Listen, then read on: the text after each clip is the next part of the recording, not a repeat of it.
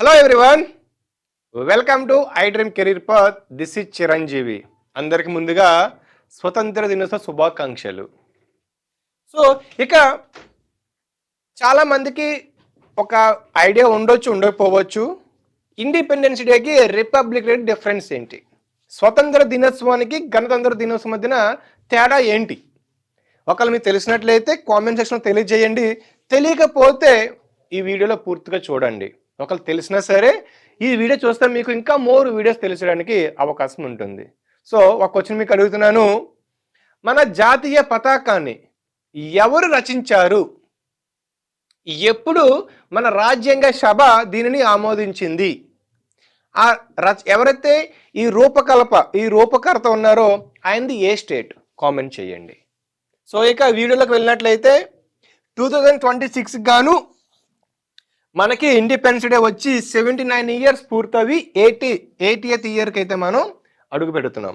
Already మనకి republic day జనవరి 26కి 76 years complete చేసుకొని 77th ఇయర్కి అడుగు పట్టింది. ఓకే, ఇక 18th ఇండిపెండెన్స్ థీమ్ వచ్చేసరికి థీమ్ గుర్తు పెట్టుకోండి, పోటీ పరీక్షలకు అడిగే అవకాశం ఉంటుంది. థీమ్ ఏంటంటే యువశక్తి, యూత్ పవర్ ఇవ్వడం జరిగింది.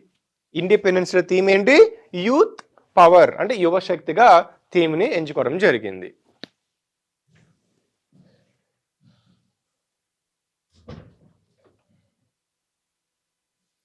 సో అసలు ఇండిపెండెన్స్ డే ఎందుకు సెలబ్రేట్ చేసుకుంటారు? ఎందుకు అంటే బ్రిటిష్ పాలన మనకి 200 ఇయర్స్ నుంచి వాళ్ళు మనల్ని రూల్ చేశారు. ఆ రూలింగ్ నుంచి మనకి ఫ్రీడమ్ దొరికింది. దానికి గాను ఇండిపెండెన్స్ డే స్వతంత్ర దినోత్సవాన్ని ఆగస్ట్ 15ని సెలబ్రేట్ చేస్తారు. ఎప్పటి నుంచి? ఆగస్ట్ 15th 1947 నుంచి సెలబ్రేట్ చేస్తున్నారు. అసలు ఈ డేట్ ఎందుకు అంటే ఈ డేట్ని మనకు ఇండియన్ ఇండిపెండెన్స్ యాక్ట్ ఏదైతే మనకి ఈ యాక్ట్ ఉందో అమల్లోకి వచ్చింది. అది దాంతోపాటు ఫ్రీడమ్ కూడా రావడంతో ఆగస్ట్ 15th 1947 ఇండిపెండెన్స్ డేగా సెలబ్రేట్ చేస్తారు. మరి అసలు ఈ రోజు అంటే ఇండిపెండెన్స్ డే రోజు గుర్తుపెట్టుకోవాలి, ప్రైమ్ మినిస్టర్ మన దేశ ప్రధానమంత్రి గారు లాల్ కిలా ఢిల్లీలో ఉన్నటువంటి ఎర్రకోట మీద జెండాని కింది నుంచి పైకి ఎగరవేస్తారు. గుర్తుపెట్టుకోవాలి, హాయిస్ట్ చేస్తారు. దాన్ని చాలా క్లియర్గా పెట్టుకోండి.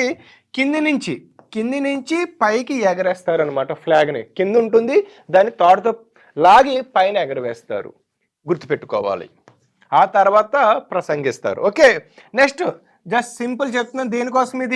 దేనికోసం అంటే మన జాతీయ గౌరవం లేదా గర్వం అవ్వచ్చు, లేదంటే సమరయోధుల యొక్క త్యాగాలను స్మరించుకోవడానికి మనకి ఫ్రీడమ్ వచ్చింది కాబట్టి దీన్ని సెలబ్రేట్ చేస్తారు.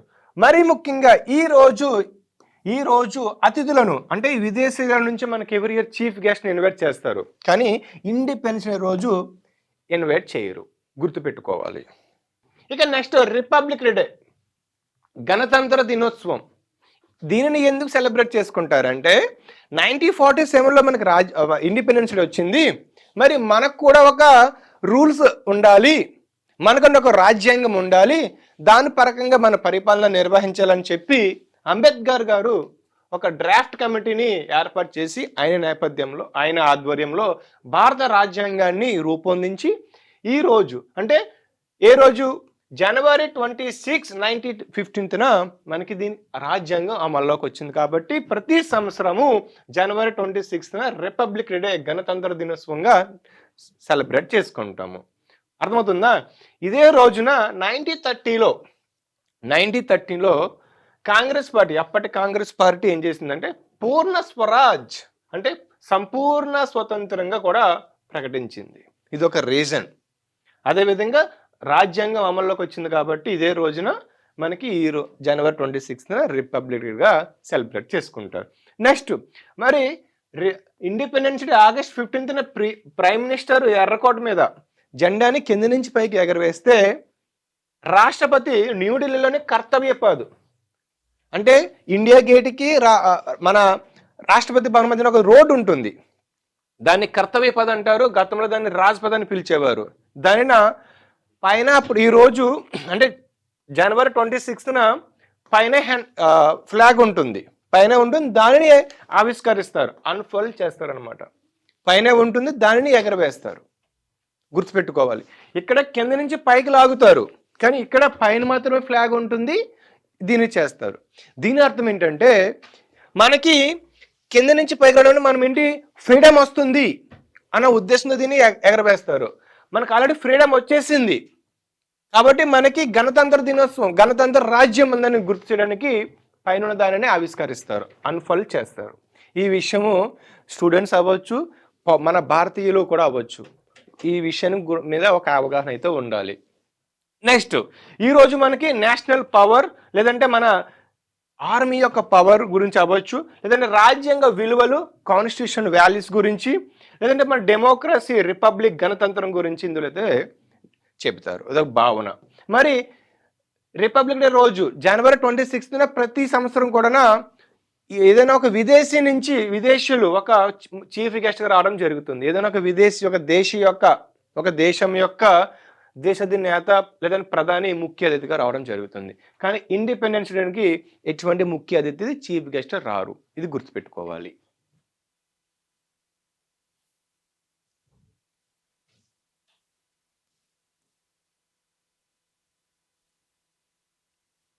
ఇక నెక్స్ట్, ఈ ముగింపు వేడుక ఎటువంటి దీనికి ప్రత్యేకంగా ముగింపు వేడుక అంటే బీటింగ్ రిట్రీట్ ఉండదు, కానీ జనవరి 29న దీనికి బీటింగ్ రిట్రీట్ అయితే ఉంటుందన్నమాట.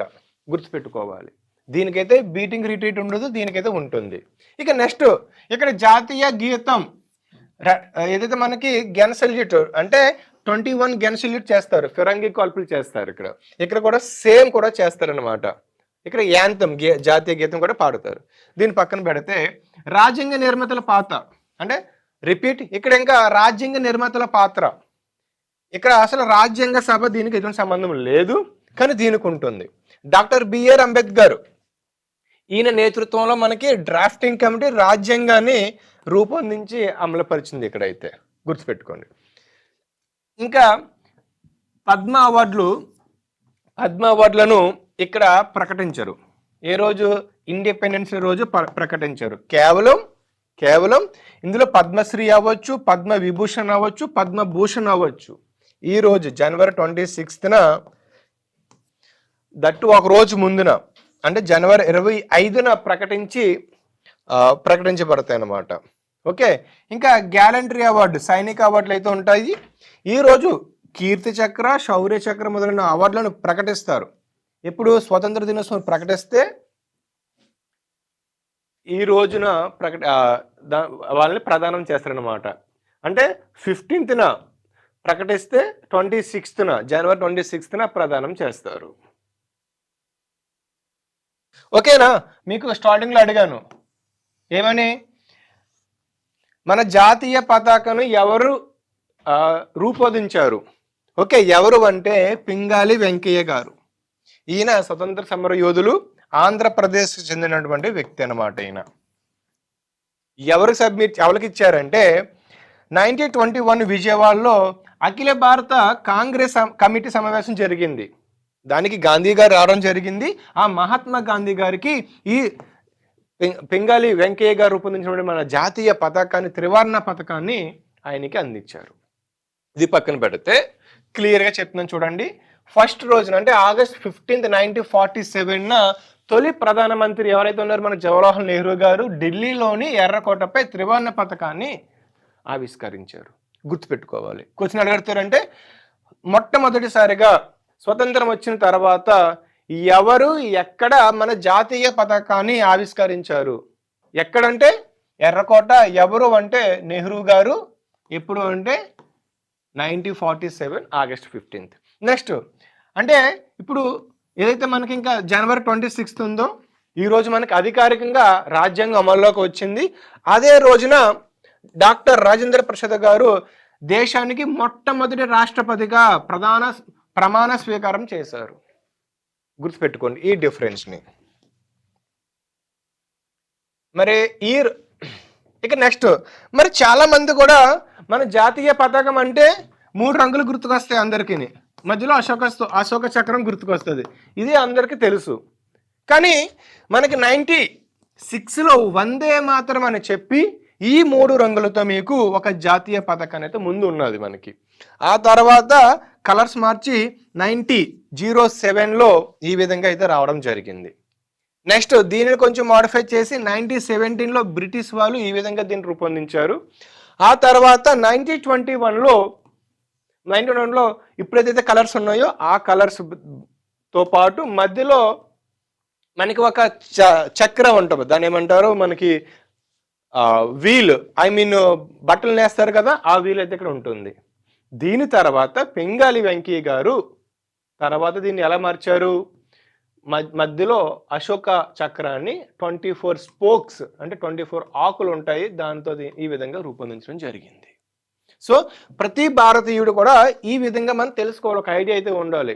చాలా మంది స్టేటస్లు పెట్టేస్తారు, హ్యాపీ ఇండిపెండెన్స్ స్టేటస్లు ఎక్కువ పెడతారు. కానీ ఎవరైనా ఒక విదేశీయుడు వచ్చి నాకు మీ దేశం గురించి చెప్పండి అంటే ఏం చెప్తారు మీరు? ఇదే దేశభక్తి అంటే ఎలా ఉండాలి. అలా కన్నా నేను స్టేటస్లో పెట్టేస్తానంటే మీ ఫోటో పక్కన పెట్టుకుని స్టేటస్ పెట్టేస్తారు స్వతంత్ర దినోత్సవ శుభాకాంక్షలు అని, అది దేశభక్తి అవ్వదు. ఎవరైనా ఒక విదేశీయుడు వచ్చి మీ దేశం గురించి చెప్పమంటే ప్రౌడ్గా మీరు చెప్పగలగాలి, అది దేశభక్తి. దాని గురించి చెప్పాలని మీకు మన ఈ జరిగిన చారిత్రక నేపథ్యం మీకు ఐడియా ఉండాలి.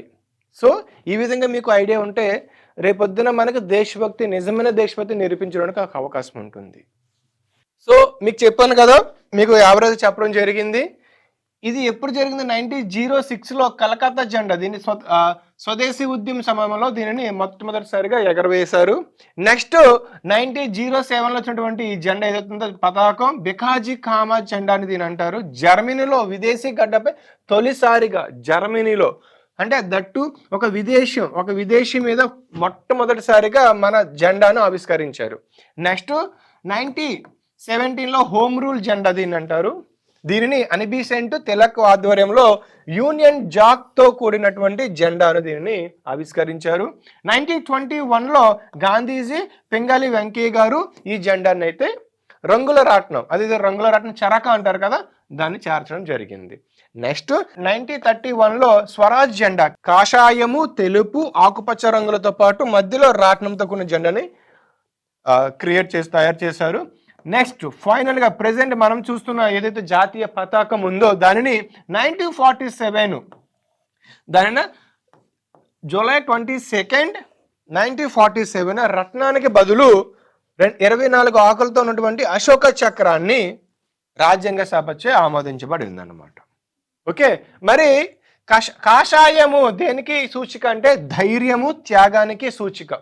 అదేవిధంగా తెలుపు శాంతికి, సత్యానికి సూచిక. నెక్స్ట్ ఆకుపచ్చ దేనికంటే మనకి అగ్రికల్చర్కి, ప్రొడక్టివిటీకి, ప్రాస్పరిటీకి సూచిక. గుర్తుపెట్టుకోవాలి. అశోక చక్రం దేని సూచిక? నిరంతరం పురోగమనము, ధర్మానికి సూచిక. దీని రేషియో మనకి 2:3లో ఉండాలి ఫ్లాగ్ అనేది. సో ఈ విధంగా ఒక భారతీయుడిగా మీ దేశభక్తి చాటి చెప్పాలని సరే ముందు మనకి బేసిక్ ఐడియా ఉండాలి. నేను ఆ గతంలో చూశాను, ఒక సోషల్ మీడియాలో ఒక స్టూడెంట్కి వెళ్ళి అడిగితే ఇండిపెండెన్స్ డేకి రిపబ్లిక్ డే డిఫరెన్స్ అలాగ చెప్పారు. జనవరి 26 ఏమో స్వతంత్రం వచ్చింది, ఆగస్ట్ 15 ఏమో మనకి రిపబ్లిక్ అని చెప్పడం జరిగింది. ఇంకా ఆశ్చర్యంగా సిగ్గుచేటు ఏంటంటే మన భారత రాజ్యాంగ నిర్మాత కూడా ఎవరికో తెలియదు, నెహ్రూ గారు అంటారు కొంతమంది అయితే, దట్టు చదువుకున్న విద్యార్థులే. కాబట్టి చదువుకున్న వాళ్ళతో పాటు మనం చదువుకున్నాం కాబట్టి చదువురాని మన తల్లిదండ్రులకు కావచ్చు, అవగాహన లేని వాళ్ళకి మనం చెప్పే స్థాయిలో మనం ఉండాలి. మనమే ఇంత ఇల్లిటరేట్గా ఉంటే కనుక యూజ్లెస్. కాబట్టి దేశభక్తి అంటే ఎక్కడో ఉండదు, మనం చదువుకున్న చదువులతో పాటు మన బేసిక్ ఐడియా ఈ విధంగా ఉంటే కనుక అది ఫర్దర్గా మనకి దేశభక్తి అవుతుంది. సో మరొకసారి అందరికీ హ్యాపీ ఇండిపెండెన్స్ టు ఆల్. మన దేశభక్తిని మీరు ఏ విధంగా చాటి చెప్తారో ట్రై చేయండి. అదేవిధంగా హర్ ఘర్ తిరంగా కూడా మనకి ప్రోగ్రామ్ ఆల్రెడీ మన మోదీ గారు ఎప్పటి నుంచో లాంచ్ చేస్తున్నారు. దాని పరంగా కూడా మీరు ఇనిషియేటివ్ తీసుకుంటే బాగుంటుంది, అది నిజమైన దేశభక్తి. సో మరొకసారి అందరికీ హ్యాపీ ఇండిపెండెన్స్ డే. జై హింద్.